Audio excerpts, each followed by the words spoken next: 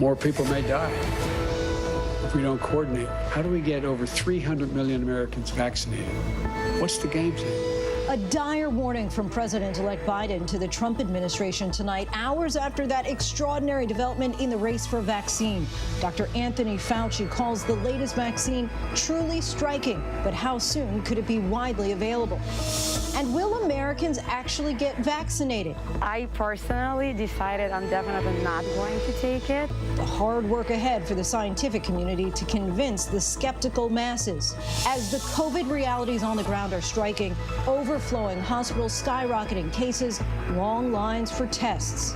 Can he bring the country together? I think he can do a heck of a lot better job at it than the current president is doing, for sure. How can Joe Biden unite a divided country? You think Donald Trump has won? Absolutely, I do. Our road trip through the Midwest and just how challenging a task Joe Biden may be facing. The Star Wars Holiday Special.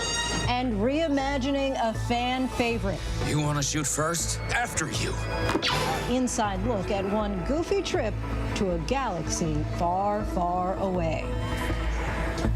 Good evening, everyone. I'm Lindsay Davis. Thanks so much for streaming with us. A glimmer of hope in the midst of what has been projected to be the darkest days yet of this pandemic. 1 week after Pfizer announced an effective vaccine, Moderna followed suit this morning.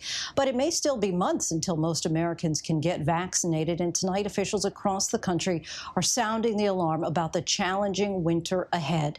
California's governor pulling the emergency brake to try and contain the explosion of cases there. In Philadelphia, a slew of new restrictions, including eliminating indoor dining. Nationwide, we've seen 1 million new cases in just the past 6 days. And despite the positive vaccine developments, tonight the World Health Organization is warning about the enormous task ahead of immunization.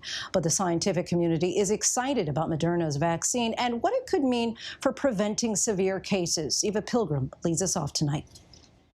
Tonight, another potential breakthrough, a second vaccine showing success against COVID. Moderna says its vaccine has been found to be nearly 95% effective in early results. We now have real data in large phase 3 trials showing that they are safe and effective at preventing COVID-19. And the results showed the vaccine also might prevent severe disease. It comes just a week after Pfizer announced preliminary results showing its vaccine was also found to be more than 90% effective. So now we have two vaccines that are really quite effective. So I think this is a really strong step forward to where we want to be about getting control of this outbreak. Both vaccines require 2 doses and use groundbreaking technology, messenger RNA that gives your body instructions to produce a portion of the virus. It's critical spike protein that triggers an immune response, creating antibodies to fight off the virus. And unlike the Pfizer vaccine, which must be kept at 94 degrees below zero and shipped in special freezers, Moderna's can be shipped and stored for 6 months in standard freezers and stored for 30 days in a refrigerator. It doesn't require dry ice or the types of ultra cool distribution that have been reported with the Pfizer vaccine. If both companies get emergency authorization, 20 million Americans could start getting the vaccines as soon as December. 10 million people will get Moderna's, and about 10 million more are expected to get Pfizer's, starting with those on the front lines. Healthcare workers and first responders, followed by essential workers like teachers, law enforcement, and food plant workers, as well as adults over 65 or with high-risk conditions. The rest of Americans would get access to the vaccine at the end of March at the earliest. Thanks, Eva. For more on this hopeful development, we bring in Dr. Lindsay Baden, the co-principal investigator of the NIH Moderna study, an infectious disease specialist at Brigham and Women's Hospital. Thank you so much for joining us, Dr. Baden, and congratulations on your promising results. Thank you, Ms. Davis. And this is a terrific moment for science and for our community, as it hopefully illuminates a path forward to really stop COVID transmission. Of course. And as a Moderna researcher, how surprised were you that this vaccine could be up to 94.5% effective? And what kinds of results were you expecting initially? Well, when we designed the study some time ago, back in May, June, and July, The hope was to have 50, 60, maybe 70% efficacy. Having 80 or 90%, as Dr. Fauci has mentioned earlier today, was aspirational.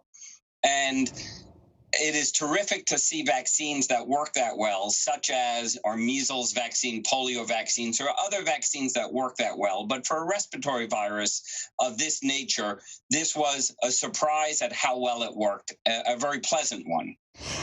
And once vaccinated, how long could the protection from COVID-19 last? And are you concerned by reports of people getting reinfected with the virus? I think you raised some very important questions. What we learned from these data, the study enrolled 30,000 individuals, 15,000 received placebo, 15,000 the vaccine, and then the 100 or 95 infections occurred. So we learned that it can prevent infection or clinically symptomatic infection in the first few months post-vaccination. The hope is that that immunity will be durable, but we need to continue to study this forward in time to better understand the durability of the immunity. So that will be an ongoing set of questions to monitor. So is this like the flu shot where it's something that you would take it annually? Well, I am hopeful that this will not be an annual shot in that sense, because part of the flu changes every year. So the development of a flu vaccine is a very different problem in my mind because of the way in which flu transmits in the community and the way in which there's antigenic drift and shift. So we have new strains each year coming into the community.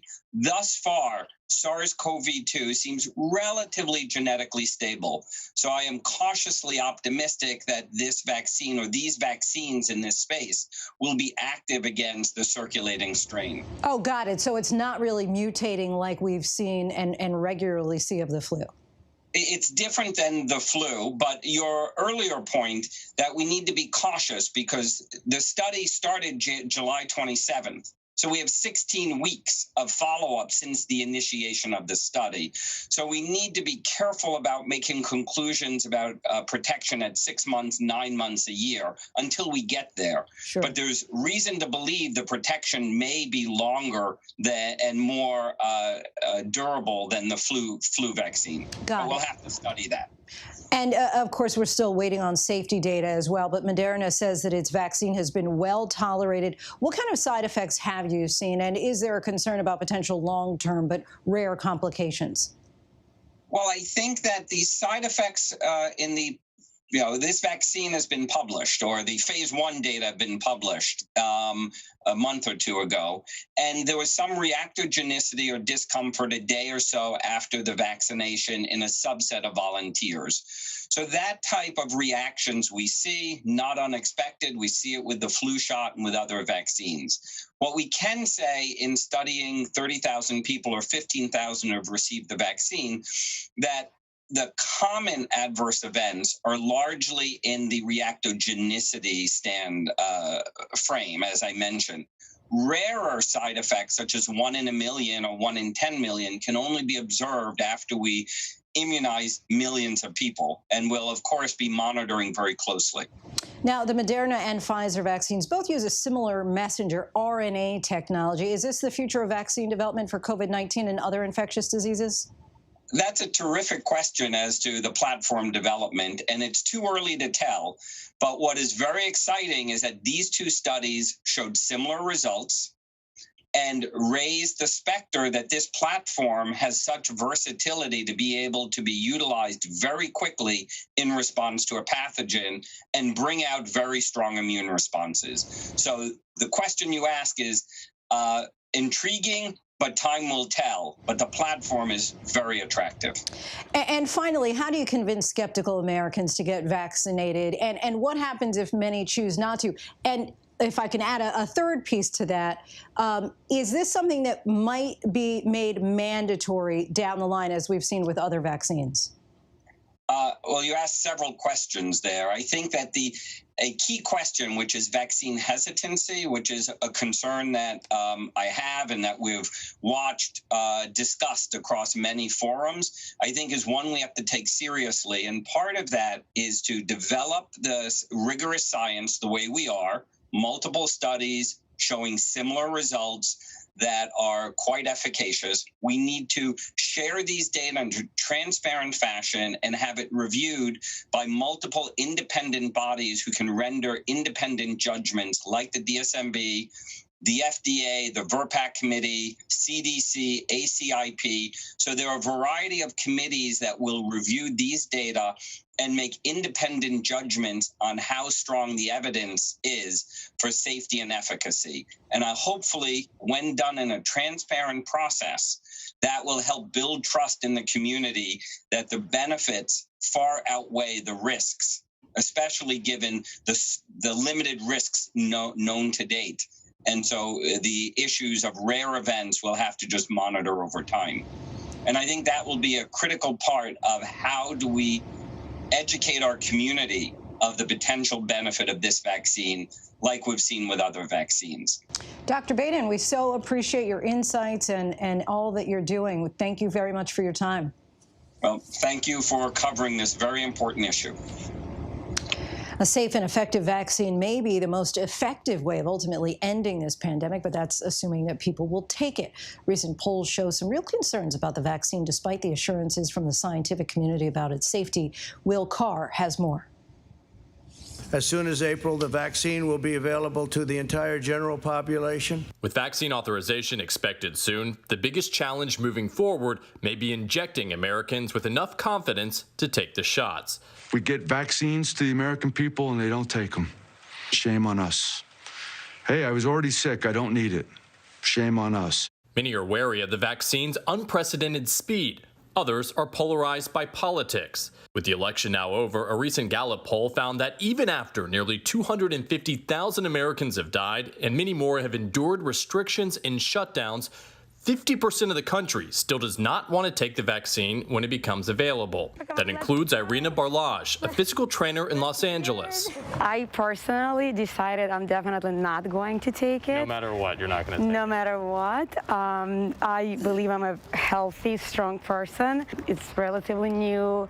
I'm in general a little skeptical about what I want to put in my body. Barlage is not alone. She says most of her colleagues and clients feel the same way.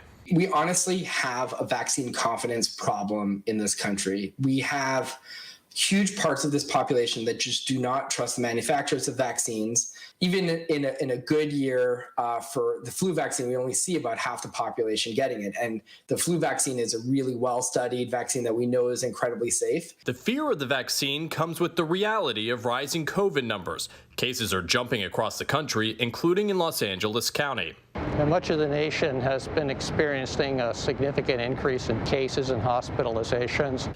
Dr. Jeffrey Gunzenhauser, LA County's chief medical officer, says an effective vaccine could be the cornerstone to reopening many shuttered businesses. Would you be willing to take the vaccine? I would say I will do what I hope everyone does, and that is I will look at the information that's made available, and if it looks to me like it's safe and effective, I certainly would be glad to step up and get the vaccine and show people, as an example, hey, I'm getting the vaccine.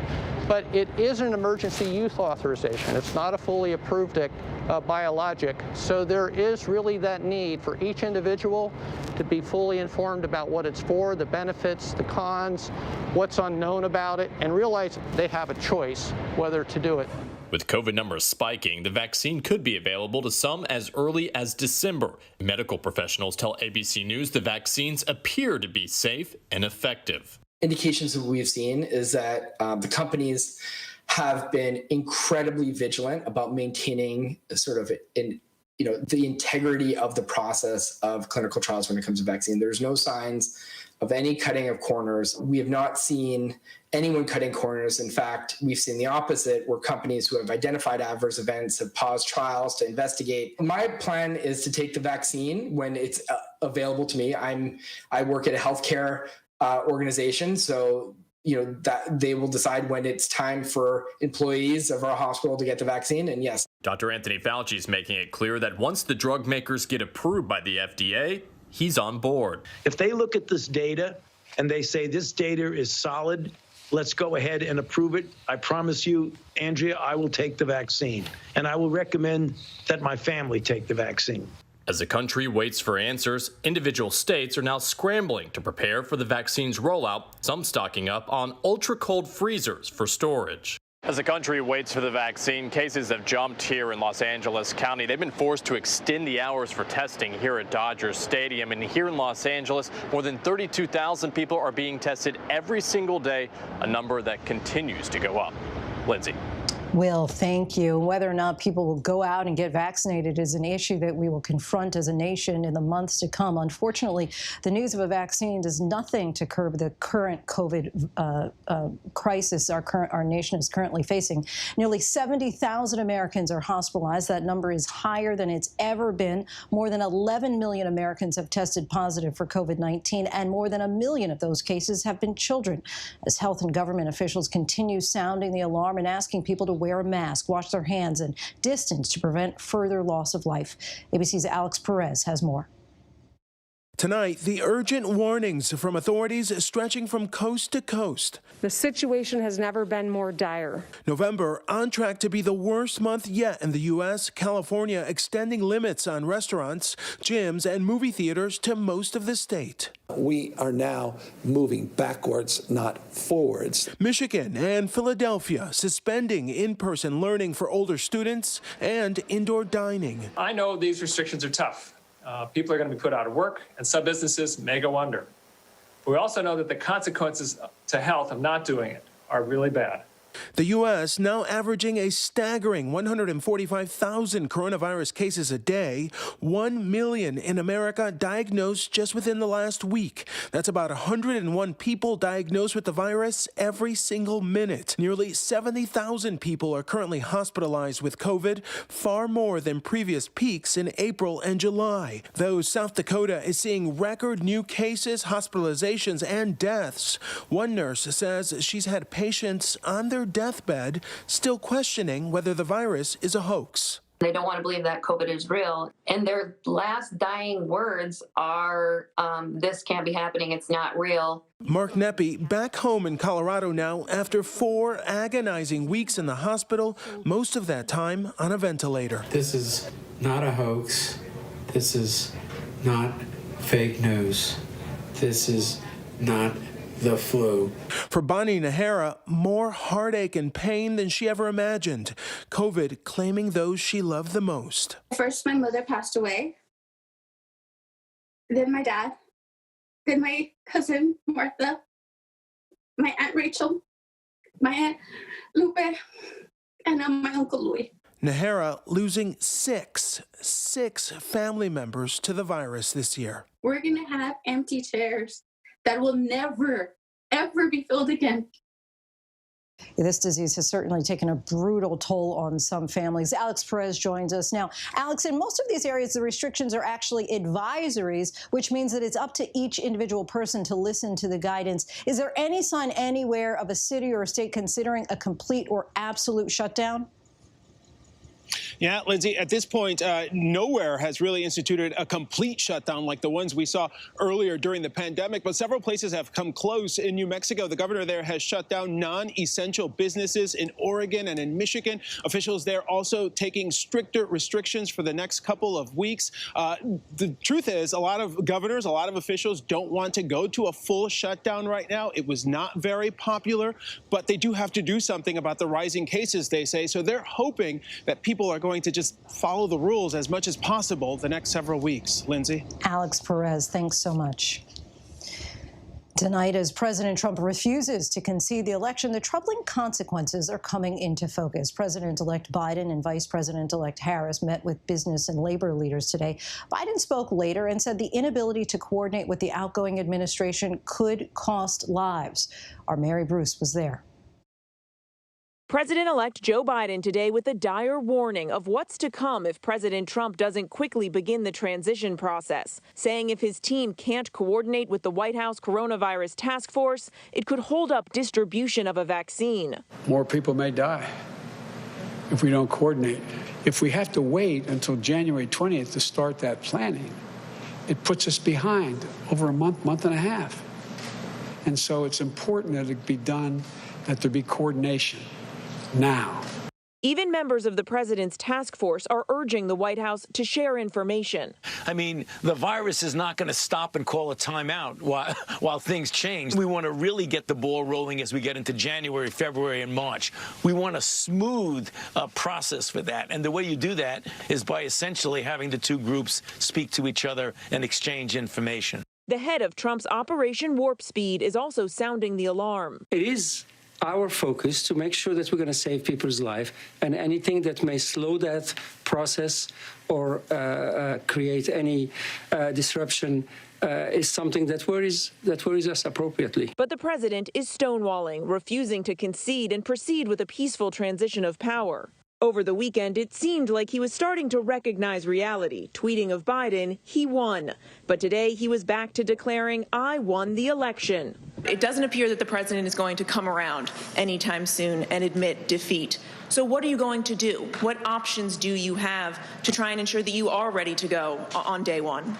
Deal with every individual organization in the country, from business to labor, Republicans and Democrats, to try to pull together a serious and consistent plan so we're ready on day one. So it would make it a lot easier if the president were to participate.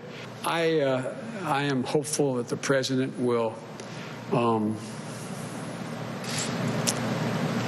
be mildly more enlightened before we get to January 20th. The president is all but ignoring the COVID crisis, even as cases surge. He hasn't met with his coronavirus task force in 5 months.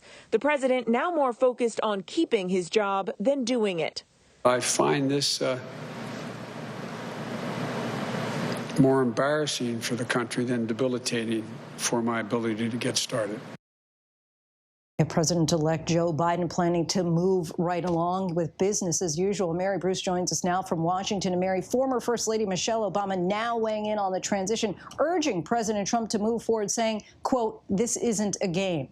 Some blunt words, Lindsay, from the former First Lady saying, quote, to play along with these groundless conspiracy theories, whether for personal or political gain, is to put our country's health and security in danger, adding this isn't a game. And she goes on to note that in 2016, even though Hillary Clinton lost by a smaller margin, that she graciously conceded, and that the Obamas invited the Trumps to the White House. Michelle Obama saying it wasn't easy, but that they did it for the sake of our country. Lindsay. And Mary, we're also learning more tonight about the Trump official blocking Biden's transition.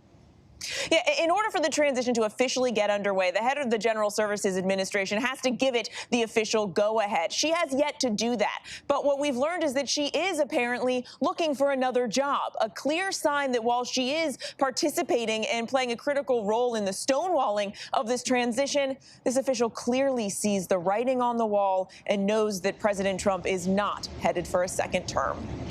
Mary Bruce, thanks so much. Thank you.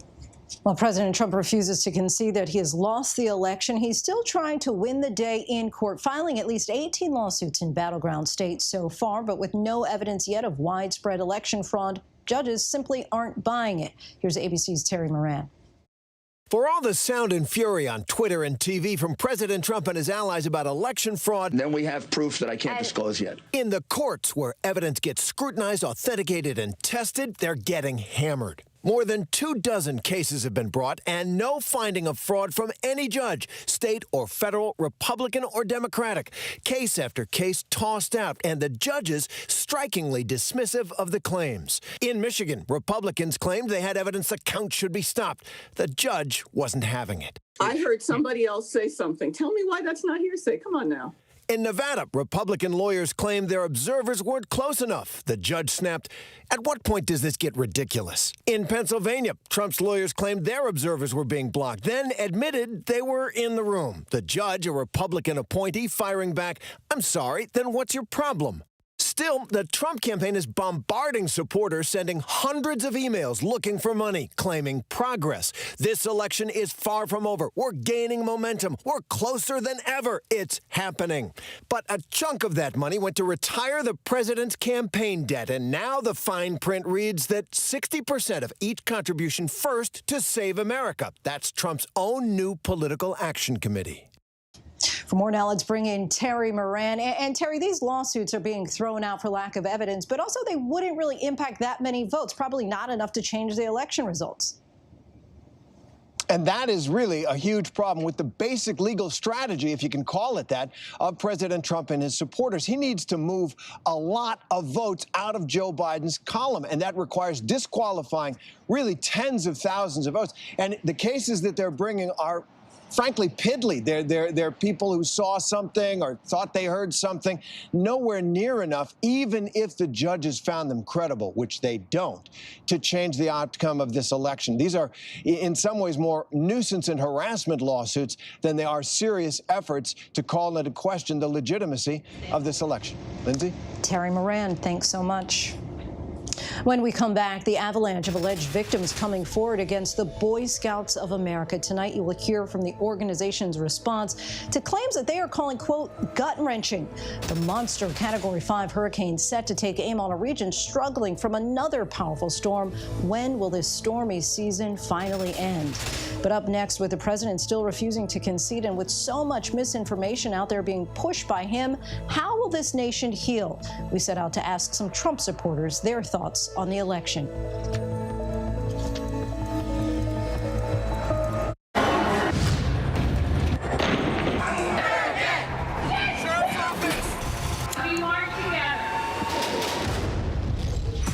The most powerful stories of our time, anytime.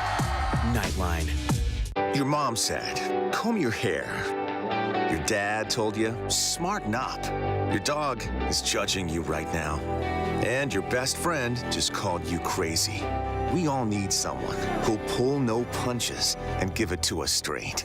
Now imagine getting your news like that. No bull, no spin, just give it to me straight. Straightforward news, straight to the heart of the story. ABC News, straightforward. The Americans here on the ground and the Iraqis, 18,000 tons. Patatas. Ismail? David. Over ground zero from Hurricane Michael. You can see just home after home. David, nice to meet you. This was your view. My favorite view. Thank you very much.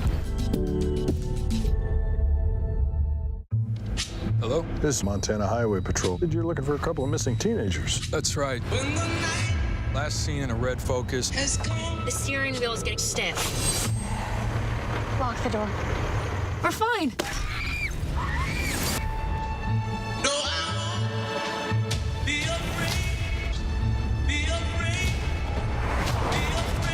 Got ourselves a predicament. When the night has come.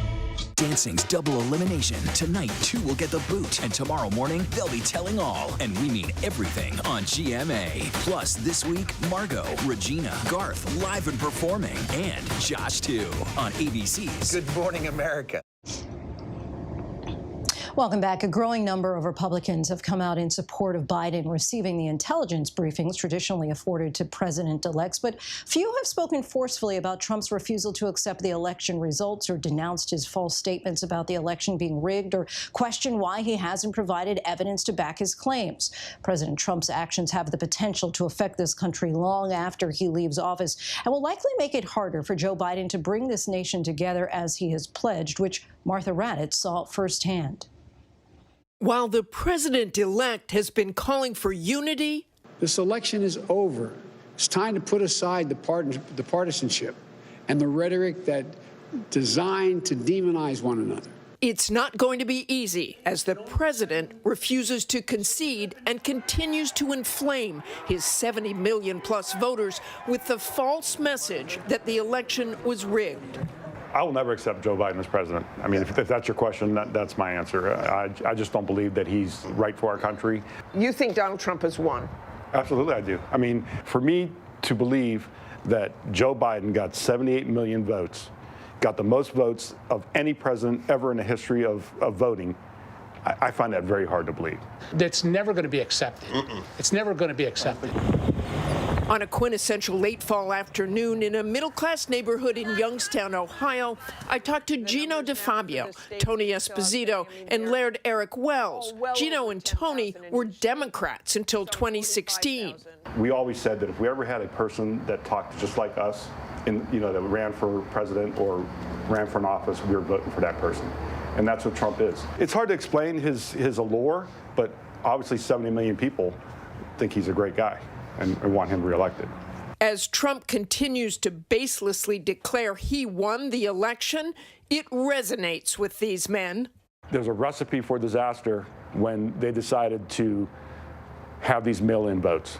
I don't think there's any way of proving the person that mailed that in is the person that actually did it. Do you want me to read you the numbers now for the states that are still outstanding? I mean, they're all well over 10,000 in each state, some 45,000 in each state. And you look at what secretaries of state have said, they have seen no evidence of massive fraud. From my vantage point, there's too many smoke and mirrors in terms of ballots appearing here, reappearing there, disappearing here, this, that, and the third. Where there's smoke, there's fire. There's no way. It just doesn't smell right. Too many irregularities. And even though Trump's own Homeland Security Department is calling this the most secure election in history, mother of four Carrie Paschal also believes the election was rigged.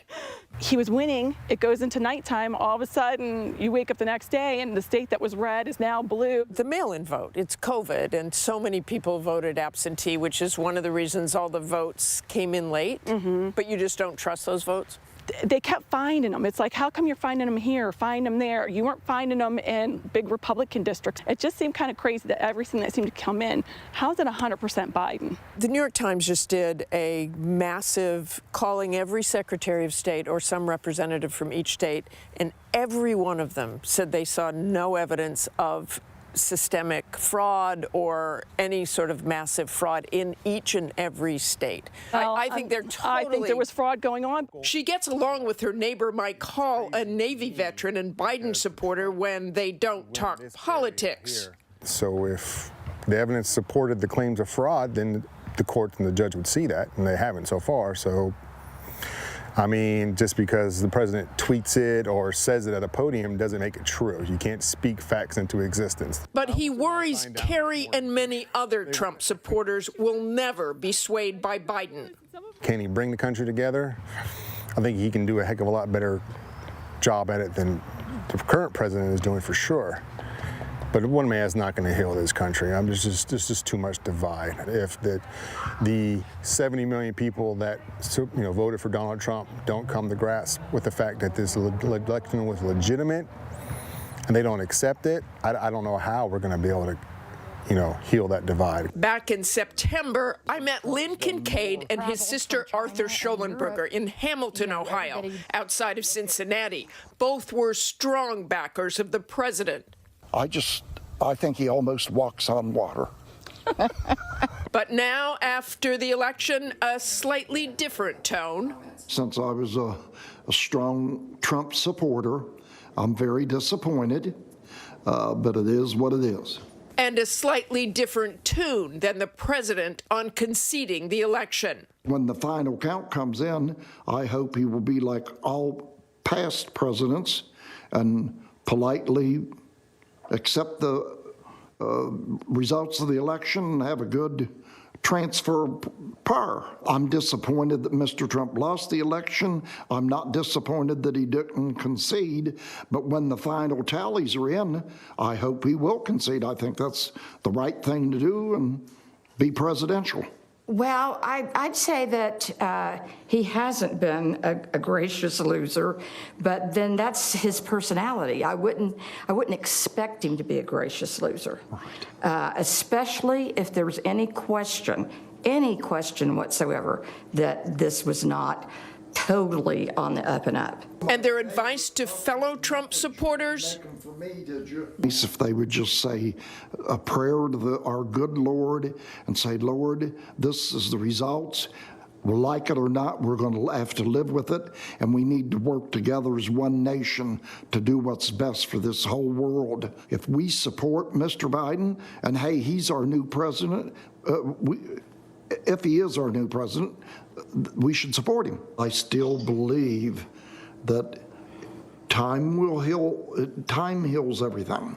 And I think that we can all work together, and we still have a great future in this country. Some hoping that that old adage remains true, that time, in fact, heals all wounds. Martha Raddatz joins us now. And Martha, you've been traveling this country throughout the election. What's the one thing that sticks out to you most after this most recent trip? Well, I think just how extraordinary it is that really Donald Trump can say anything, and there are many of his supporters who believe it. They don't believe in fact-checking. If I bring up fact-checking, they say, we can't believe that, we'll go to social media. And this, to me, this trip was important to hear those voices, because even after Donald Trump is out of office, this has resonated so much throughout the country that it's not just Donald Trump, it's people who support him still, and as some of them say, forever. And Joe Biden's going to have a more difficult time trying to unite the country because of that. And switching gears while we have you, we're learning tonight that the Pentagon may be expecting orders to reduce troop levels in Afghanistan and Iraq before Biden's inauguration. What more are you hearing about this, and what do we know about the president-elect's views on troop levels? Well, you know that President Trump in October tweeted that all U.S. troops should be out of Afghanistan by Christmas. He got a lot of pushback from the military and from his Secretary of Defense at the time, Mark Esper, who reportedly sent a classified memo to the White House warning of this rapid troop withdrawal that the president was suggesting. Then Mark Esper was fired, and now we have this draft order that will likely appear on Friday. They will reduce the troops. Not all of the troops will be leaving, reduced from about 4,500 to 2,500 in Afghanistan, and also in Iraq from 3,000 to 2,500. But of course, Joe Biden has never been an advocate for staying forever in Afghanistan either, and he has advocated for a smaller number of troops as well. Lindsay. Martha Raddatz, thanks so much. Still ahead here on Prime, tensions ratcheting up once again in Belarus as protesters there continue their fight for democratic reforms. Michael J. Fox opens up in an exclusive ABC News interview about his decades-long struggle with Parkinson's and how he has fought through the tough days. And another successful SpaceX launch in the books. We'll take a look at what it means by the numbers. But first, our tweet of the day, the Marlins tweeting about their history-making decision to hire the first female GM in any major male sports league. In times like these, the news-making events happen here. ABC News. President Trump meeting face-to-face with one of the world's most brutal dictators, Kim Jong-un. The president. Do you trust him? I do trust him, yeah. I think he trusts me, and I trust him. Ivanka Trump. I have to ask you about your emails. Your father had taken Hillary Clinton to task for this. There just is no equivalency. So the idea of lock her up doesn't apply to you? No. Comey. How strange is it for you to sit here and compare the president to a mob boss? Very strange. Michelle Obama. What do you wish you could tell your pre-White House self? Melania Trump. Do you think there's still people there that he can't trust? Yes. Still working now? Yes. Michael Cohen. So he's still lying? Yes. It's a big statement. And now, in a year with so much on the line, we're right there. Good evening tonight from Washington, a very busy news night. America's #1 news source, ABC News, straightforward. We all need someone who'll pull no punches and give it to us straight. No bull, no spin. Now imagine getting your news like that. Just give it to me straight. ABC News, straightforward. Another week in America, a country facing a new test now. The Wuhan airport, almost no one here. The last flight out of Rome. This is the nursing home just outside Seattle. Dozens of people were just rushed off this cruise ship. This is ground zero. It is shut down. Another ambulance just pulled out. Now they're headed to the hospital. Time is of the essence. You can see the ship behind me. This is the first time tests have been done here. Morning, afternoon, evening, late night, 24/7. ABC News, there for you. What's the most innovative daily news podcast out there to listen to every day? Well, the Edward R. Murrow Awards say it's Start Here, the daily news podcast from ABC News. Even the New York Times calls us a top news podcast worth listening to. Start Here, free on Apple Podcasts. Welcome back, everybody. Tonight, we take another look at that historic SpaceX liftoff that successfully blasted 4 astronauts into orbit for the first full-fledged commercial voyage to the International Space Station. Here are some of the highlights by the numbers. It takes 27 and a half hours to get to the space station. They're expected to arrive later tonight after traveling 259 miles above the Earth, marking the second ever crewed mission for Elon Musk's private firm SpaceX after a successful piloted test flight this summer. This time, the crew will spend 6 months aboard the International Space Station. Commander Michael Hopkins has spent 166 days in space and completed multiple spacewalks. Victor Glover will be the first black astronaut in history to live aboard the International Space Station. It's Shannon Walker's second mission to the space station, and Japanese astronaut Soichi Noguchi becomes the first international NASA SpaceX crew member and the only astronaut to fly on 3 different vehicles, the Space Shuttle, Soyuz, and now the Crew Dragon. After 9 years, the U.S. has regained the ability to send astronauts on routine missions to space thanks to Elon Musk's SpaceX, which has also paved the way for the possibility of commercial space travel for those who can afford it. And we still have lots to get to here on Crime. The homicide investigation now underway as the Louisiana family of Kwan Charles continues to search for answers behind his mysterious and gruesome death. It's widely considered one of the worst pieces of television in history, and yet they're now planning a sequel to the Star Wars holiday special. We speak to C-3PO, who was in both, about why. But first, a look at our top trending stories on abcnews.com.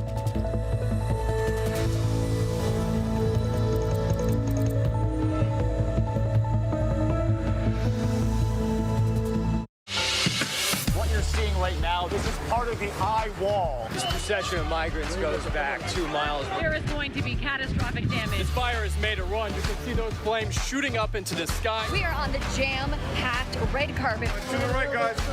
So this is the 4th weekend of protest.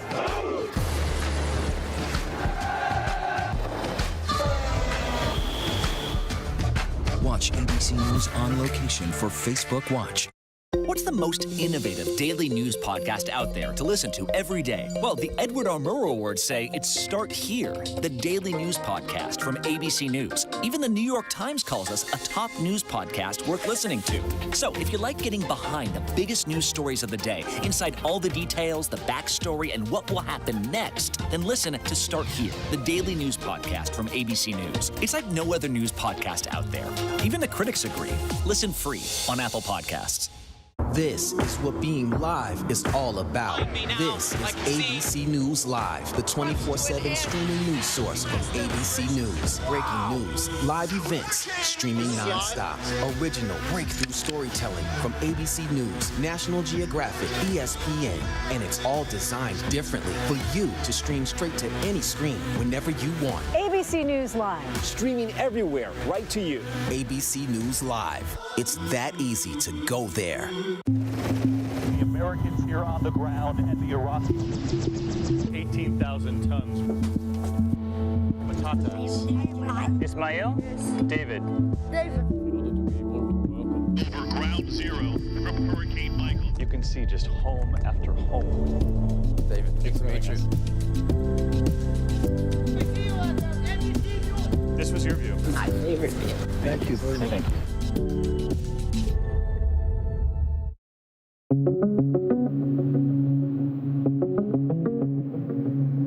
More promising news on the COVID vaccine front. Another developer, Moderna, says its injection provides strong protection, 94.5% effective. Moderna's head, Stefan Bonsell. Our vaccine had met the primary efficacy endpoint, which is prevention of COVID-19 disease. The COVID-19 vaccine study that we're running showed 94.5% reductions in the rates of COVID-19 in the trial. Health experts say it will be months before the public has access to the vaccine. President-elect Joe Biden in Wilmington, Delaware, are focusing on economic recovery, talking with corporate chiefs and labor unions about how to deal with COVID so businesses can operate safely. What do you see as the biggest threat to your transition right now? More people may die if we don't coordinate. If we have to wait until January 20th to start that planning, it puts us behind over a month and a half. To be able to respond to this effectively, we need to have a smooth handoff, and that can only happen if the outgoing administration cooperates fully in a transition with the incoming administration.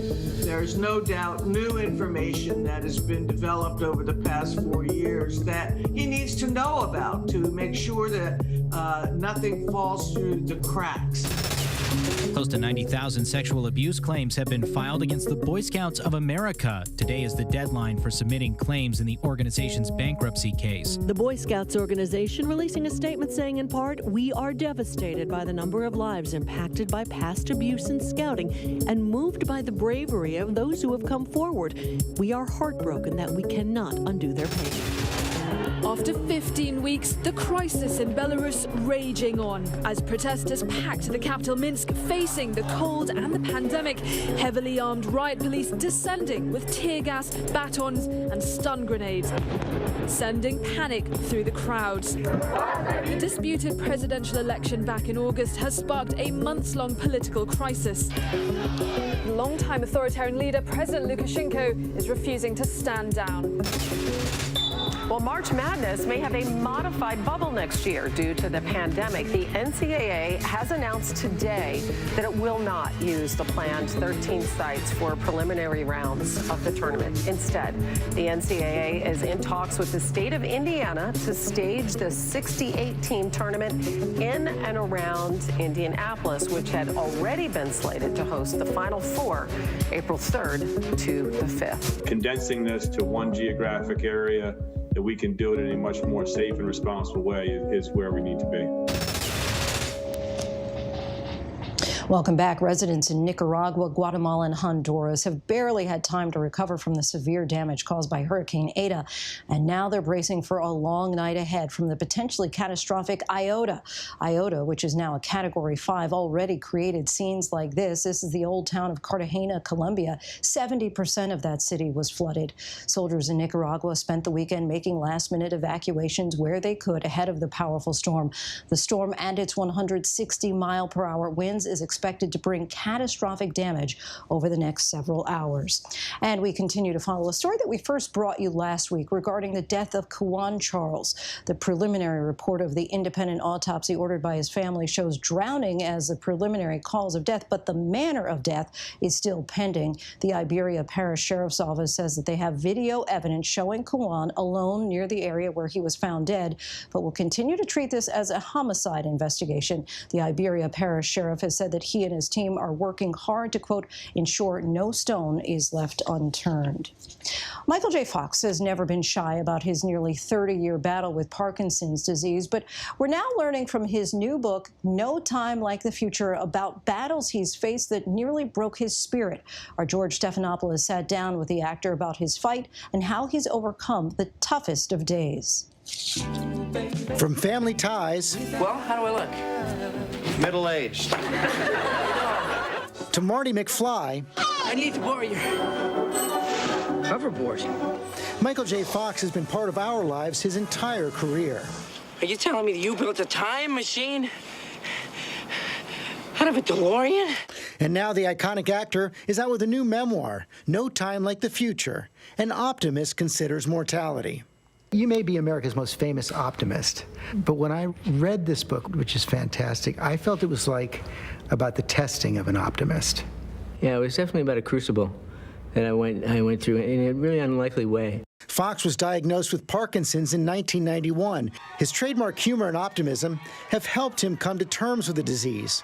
Everyone knows I have Parkinson's. I've had it for 20-something, 30 years. I don't know, I can stop counting. More than half your life? More than half my life. But I was diagnosed at 29, and I'm now 59. And I reached kind of a peace with it, kind of a detente. Like, it takes up the space it takes, and it left me room to do other things and thrive and golf and have friendships and travel.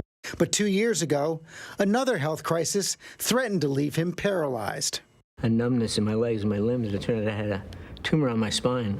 I remember when you first learned about the tumor and you had to make this decision whether or not to have the surgery. It wasn't really a choice, was it? They told me that I couldn't reverse any of the neurological damage that had been done, but I could perhaps stop it from progressing.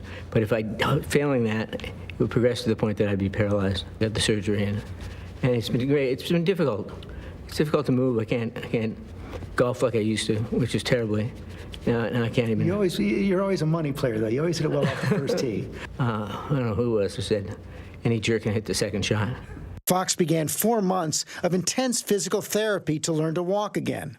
The worst seemed behind him. Then he returned early from a family vacation to film a cameo in an upcoming Spike Lee film. What happened next led Fox to question everything. I spent the night by myself in the apartment. It was the first time since I had the surgery. And I got careless and was walking in the hallway and kind of slid into the living room, into the kitchen, I should say, and hit a tile and went down and shattered my arm. So I found myself underneath the phone waiting for the ambulance to come, lying on the floor with my broken arm. And of all things, that was the thing that really set me off. That's bottom? That was bottom, because it was so useless. It was so pointless and so stupid, so avoidable, and everything that had happened that I couldn't say, well, I didn't do anything to cause Parkinson's. I didn't do anything to cause the tumor on my spine.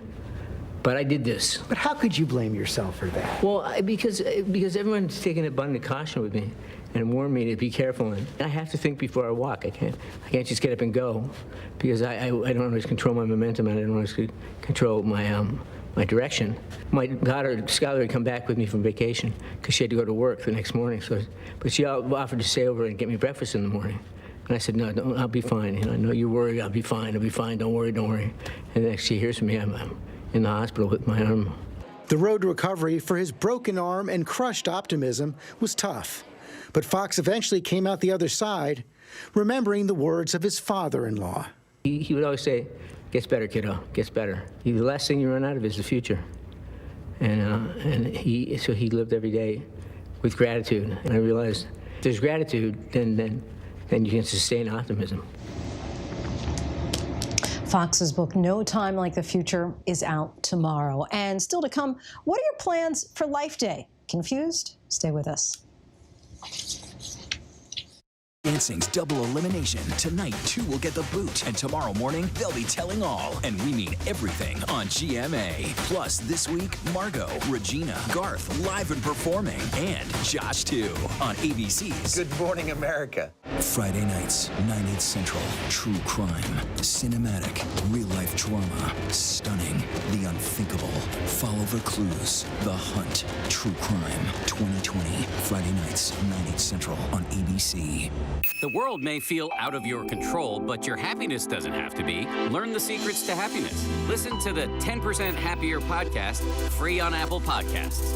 ABC News honored winner of 4 Edward R. Murrow Awards, including the most prestigious honor, Overall Excellence in Television. ABC News, America's #1 news choice. This is what being live is all about.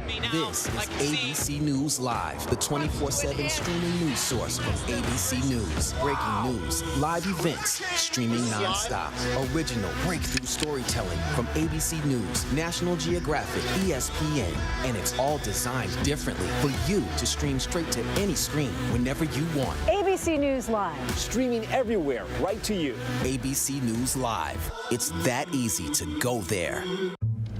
Hello? This is Montana Highway Patrol. You're looking for a couple of missing teenagers. That's right. Last seen in a red Focus. The steering wheel is getting stiff. Lock the door. We're fine.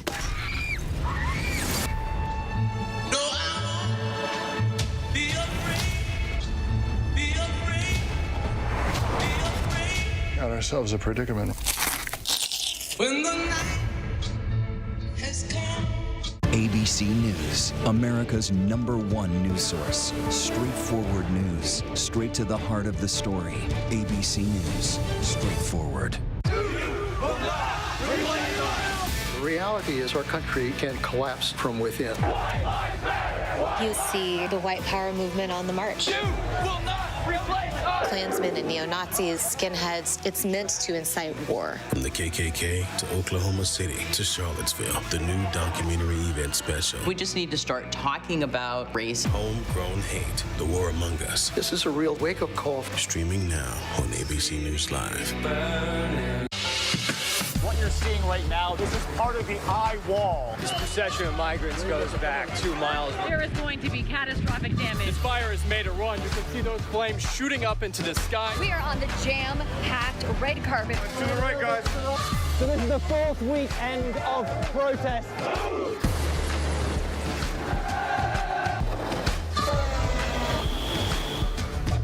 Watch ABC News on location for Facebook Watch.